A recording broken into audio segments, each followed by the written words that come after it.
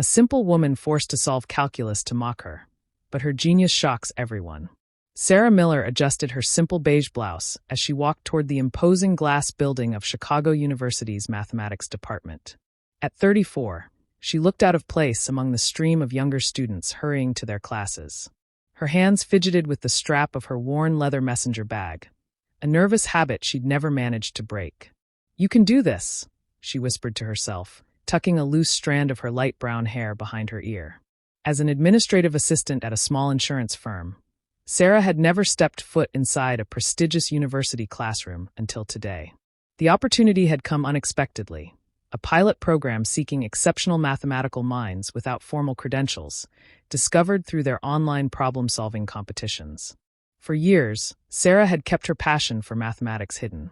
During lunch breaks, while coworkers chatted about weekend plans, she'd quietly worked through advanced calculus problems. At night, after finishing her data entry tasks, she'd spend hours on mathematical forums solving problems that stumped PhD students. "The program is highly selective," Dr. Hayes had told her over the phone last month. "But your solutions to our online challenge were remarkable. We'd like to offer you a chance to audit some advanced courses, with the possibility of a scholarship." Sarah had nearly declined. Who was she to sit alongside brilliant students with proper educations? But something, perhaps the same curiosity that had led her to teach herself differential equations from library books, pushed her to say yes. As she approached the building, she caught her reflection in the glass doors. Simple clothes, minimal makeup, nothing that screamed mathematical genius. Just an ordinary woman with an extraordinary mind that few had ever noticed. She took a deep breath and pushed open the door, stepping into a world she'd only dreamed about. The halls echoed with conversations about theorems and proofs, students clutching expensive textbooks she'd only accessed through library loans. "Room 307, she muttered, checking the small campus map she'd printed out. Advanced Calculus with Dr. Elizabeth Blackwell. Even Sarah knew that name. Dr. Blackwell's textbook sat on her nightstand, dog-eared and filled with notes. The woman was legendary in mathematical circles, brilliant, demanding, and according to online forums, merciless to those she deemed unworthy. She found the lecture hall and paused outside the door, her heart pounding. Inside was the world she'd always wanted to be part of, but had never believed she could enter. "Now or never," she whispered and pushed open the door. The lecture hall fell into an immediate hush as Sarah entered. Rows of students in designer clothes and casual, but expensive attire turned to stare at the newcomer. She felt immediately out of place in her simple beige top and modest slacks, clothes chosen for comfort rather than to make an impression. Sarah slipped into an empty seat near the front, ignoring the curious glances. A young man in a cashmere sweater leaned away slightly as she settled in, as if afraid her ordinariness might be contagious. "Is this seat taken?" she asked politely. "No," he replied curtly, turning his attention back to his sleek tablet. Sarah pulled out her notebook, paper, not digital, and arranged her collection of carefully sharpened pencils around her. Students whispered, their voices carrying just enough for her to catch fragments. Part of that new program, no formal education. Why is she even here? She kept her eyes fixed on her notebook, pretending not to hear. This wasn't the first time she'd been judged for not fitting someone's expectations. The lecture hall was impressive. Stadium seating facing a wall of chalkboards, the kind Sarah had seen only in documentaries about prestigious universities. Above them hung portraits of renowned mathematicians, all men in serious poses, their contributions to mathematics immortalized in gold plaques. A young woman with designer glasses 2 seats over leaned toward her friend. "Dr. Blackwell is going to eat her alive," she whispered, not bothering to lower her voice. "She doesn't even allow grad students to speak up without permission. $10 says she leaves crying before class ends," her friend replied with a smirk. Sarah's fingers tightened around her pencil, but her face remained passive. If they only knew how many nights she'd stayed up until dawn working through Blackwell's most challenging problems published in mathematical journals. Not because she had to, but because the elegance of advanced mathematics filled a void inside her that nothing else could. The side door opened, and the room fell completely silent. Dr. Elizabeth Blackwell strode in, her blonde hair pulled back in a severe bun, her tailored black blazer and crisp white shirt radiating authority. Behind her followed a younger woman with a kinder face, Dr. Patricia Hayes, the one who had called Sarah about the program. Dr. Blackwell placed her leather portfolio on the desk and surveyed the room with piercing blue eyes. When her gaze landed on Sarah, something shifted in her expression, surprise, followed by the faintest curl of her lip. "Welcome to Advanced Theoretical Calculus," she announced, her voice crisp and commanding. "For those who belong here, this course will challenge you to the limits of your mathematical abilities." Her eyes returned to Sarah. "For those who don't, well, the drop period ends on Friday." The implied message couldn't have been clearer. Sarah sat up straighter, determined not to be intimidated.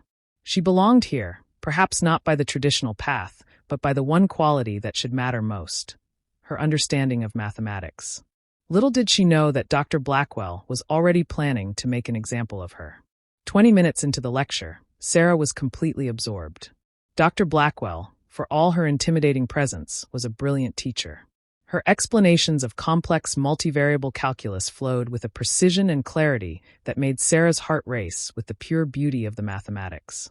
She scribbled notes frantically, connecting concepts she'd taught herself with the formal frameworks Blackwell presented. Occasionally, Sarah would spot a pattern or connection seconds before Blackwell revealed it, a small thrill coursing through her each time. "The traditional approach to this partial differential equation," Dr. Blackwell explained, chalking elegant symbols across the board, "requires careful application of the chain rule across multiple variables."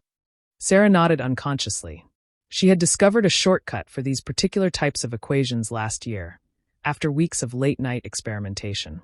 Her method bypassed several steps without sacrificing accuracy. "Something to add, Ms. Miller?" Dr. Blackwell's voice cut through Sarah's thoughts like ice. The room went silent. All eyes turned to Sarah, who realized too late that her nodding had been noticed.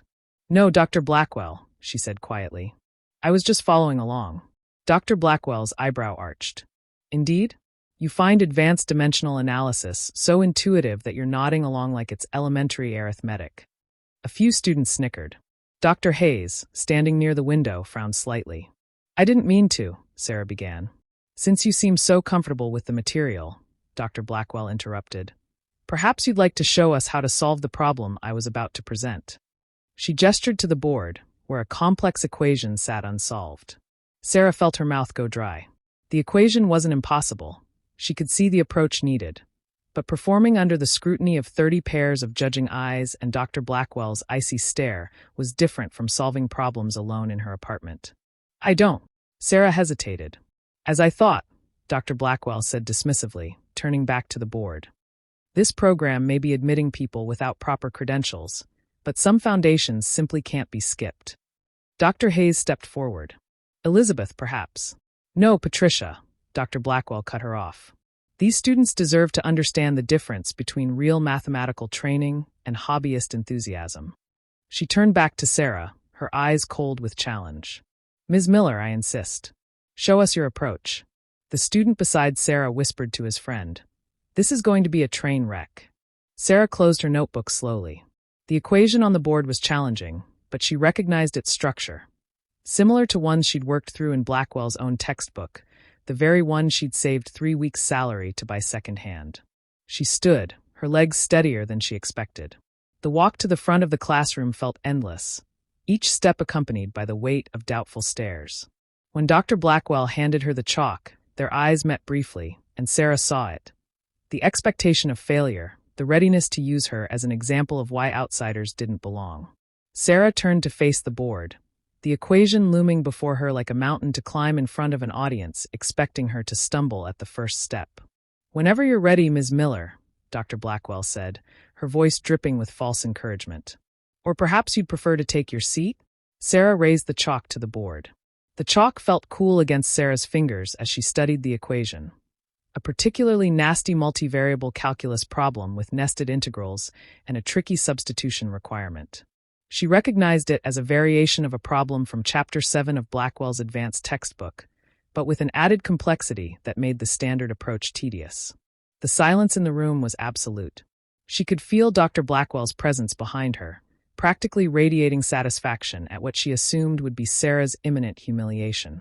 Someone coughed awkwardly in the back row, and a pencil dropped with a sharp clatter. "Today, Miss Miller," Dr. Blackwell prompted, her voice carrying a hint of smugness. Sarah took a deep breath. She understood the problem completely, Not just the mechanical process of solving it, but the underlying principles, the mathematical landscape it inhabited. During those solitary nights working through problems by lamplight, she had developed an intuition that went beyond textbook methods. She began to write, her handwriting neat and assured. The first step was conventional. She set up the approach the way any trained mathematician would.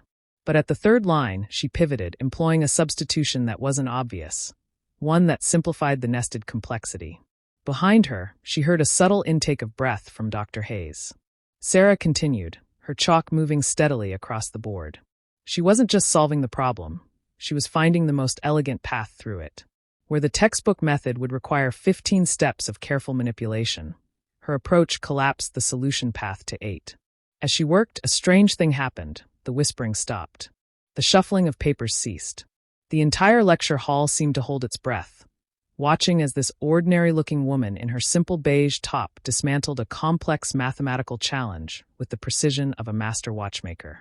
5 minutes in, she heard Dr. Blackwell's shoe tap against the floor. Once, twice, the only outward sign of her growing unease.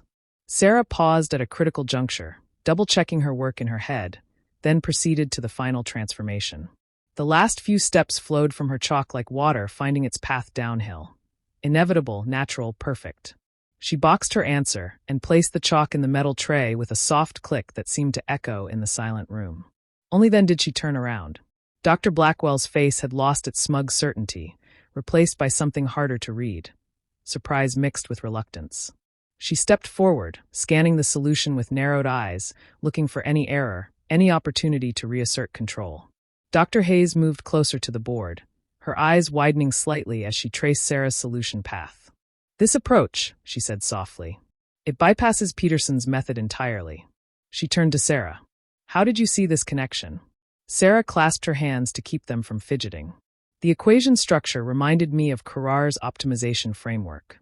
I noticed that if you transform the variables using a modified hyperbolic substitution, the nested integrals simplify." A student in the front row leaned forward, his earlier disdain replaced by curiosity. "But that's not in the textbook." "No," Sarah acknowledged quietly. "I worked it out while solving similar problems." Dr. Blackwell's lips pressed into a thin line. She hadn't expected this, not just a correct solution, but an elegant one that improved upon standard methods. For a moment, the classroom remained perfectly still. The power dynamic shifted in a way no one had anticipated. "An interesting approach," Dr. Blackwell finally said, her voice tight with forced neutrality. "Though unconventional methods can sometimes lead to errors in more complex applications." It was as close to an acknowledgement of correctness as she seemed willing to give. But Sarah didn't need more. The equation was solved, the answer verified by Dr. Hayes's approving nod. "May I return to my seat?" Sarah asked politely. Dr. Blackwell gestured curtly, already turning back to the board, desperate to regain control of her classroom. But something fundamental had changed, and everyone in that lecture hall knew it. As Sarah walked back to her desk, she noticed that the student who had leaned away from her earlier had shifted, making more room for her. A small gesture, but symbolic of the larger transformation taking place in that room. "Before we conclude today," Dr. Blackwell announced, 30 minutes later, her composure fully restored, "I'd like to introduce a more challenging problem, one that illustrates the limitations of intuitive approaches." Her eyes flickered briefly towards Sarah, and the message was clear, round 2. On the board, she wrote a new equation, far more complex than the first. A multidimensional integral with what appeared to be a degenerate boundary condition. "Perhaps Ms. Miller would like to demonstrate her technique again," Dr. Blackwell suggested, her tone making it clear this wasn't really a request. Sarah felt dozens of eyes turn to her again, but this time the quality of attention had changed. There was curiosity now, even anticipation. The student beside her, who had ignored her earlier, actually turned and whispered, "Good luck." As Sarah rose to approach the board again, Dr. Hayes stepped forward. "Elizabeth, we only have 5 minutes left in the session. Perhaps this problem would be better addressed next class." "I believe Ms. Miller's demonstrated facility deserves further exploration," Dr. Blackwell replied smoothly, "unless she feels the challenge is beyond her capabilities." It was a trap carefully laid. Refuge and confirmed Dr. Blackwell's belief that her earlier success was a fluke, or accept and potentially stumble on this deliberately more difficult problem with insufficient time. Sarah took the chalk from Dr. Blackwell's outstretched hand. "I'll try," she said simply.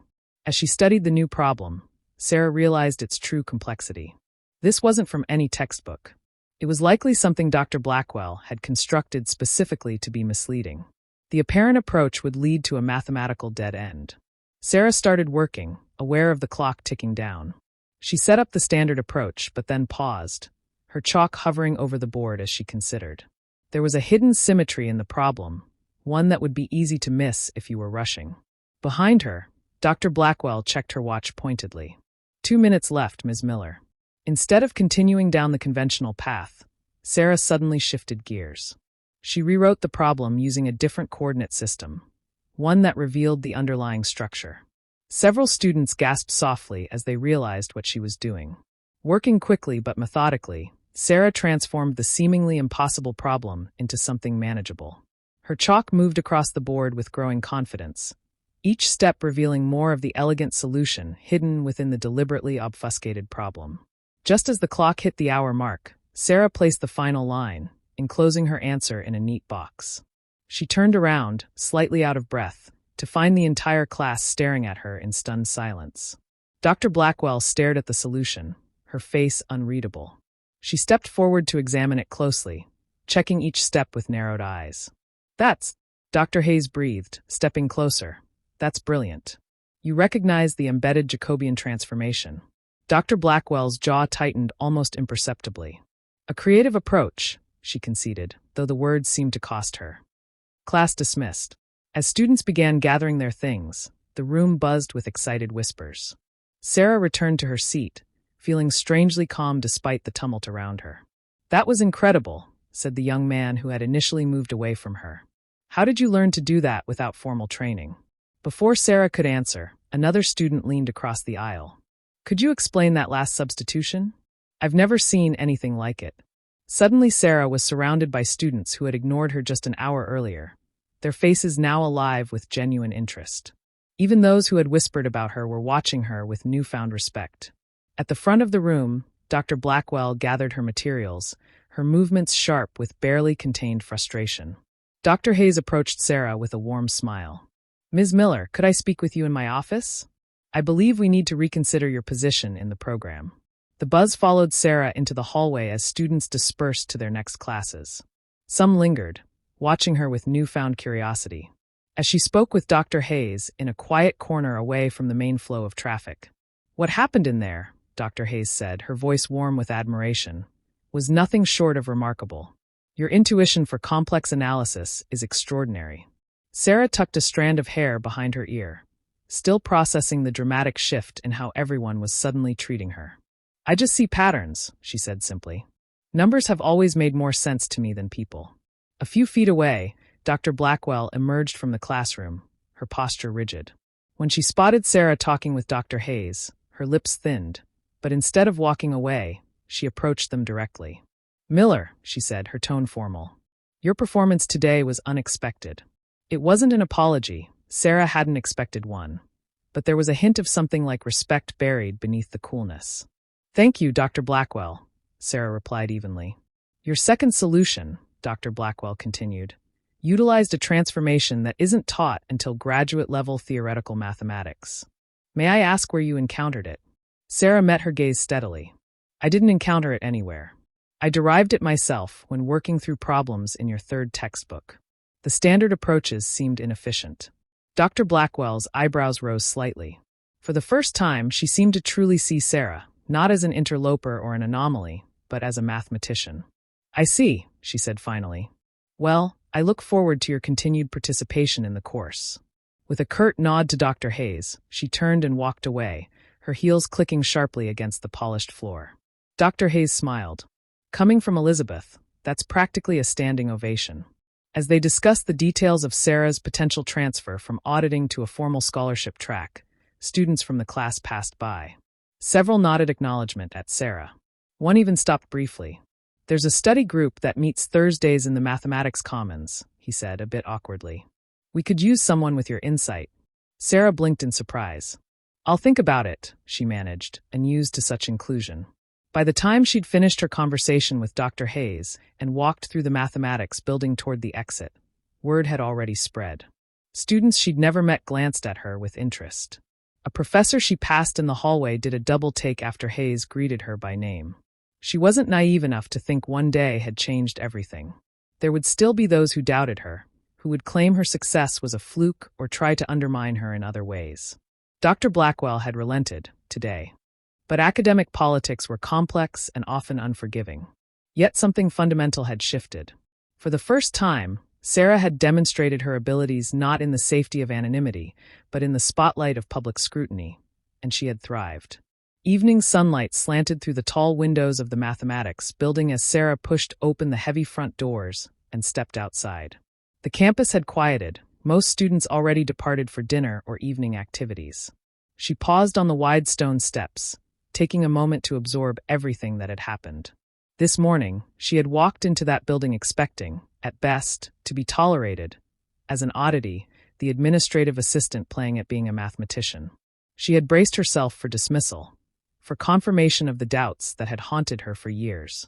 Instead, she was walking out with Dr. Hayes' promise of a formal scholarship recommendation and an invitation to submit her alternative solution methods to the department's research journal.